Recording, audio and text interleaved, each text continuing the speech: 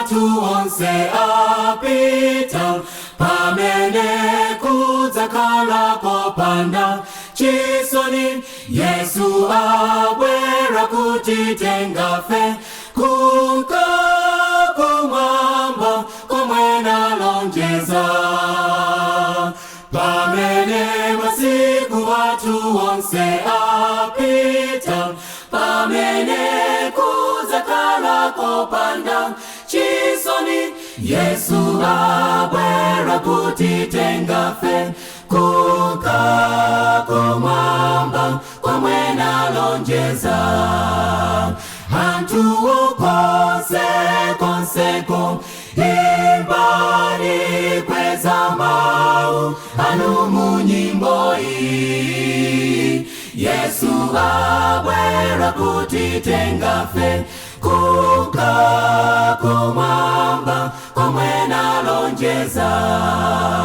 Anthu konseko imbani, kweza mawu anu mu nyimbo iyi. Yesu abwera kutitenga fe, kunka kumwamba komwe analonjeza.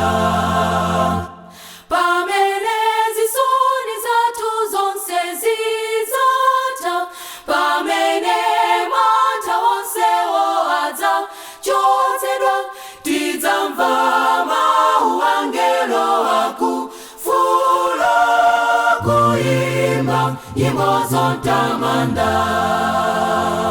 Pamene zisoni zathu zonse zidzatha, pamene mantha onsewo adzachotsedwa, tidzamva mawu angelo akufuwula, kuyimba nyimbo zotamanda.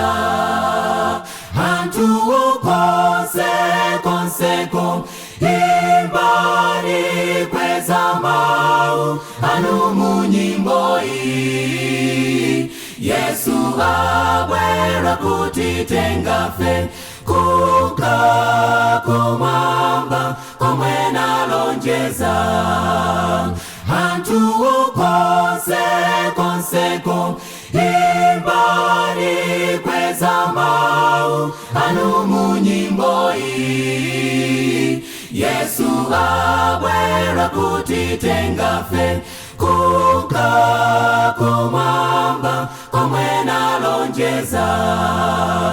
Anthu konseko imbani, kweza mawu anu mu nyimbo iyi. Yesu abwera kutitenga fe, kunka kumwamba komwe analonjeza.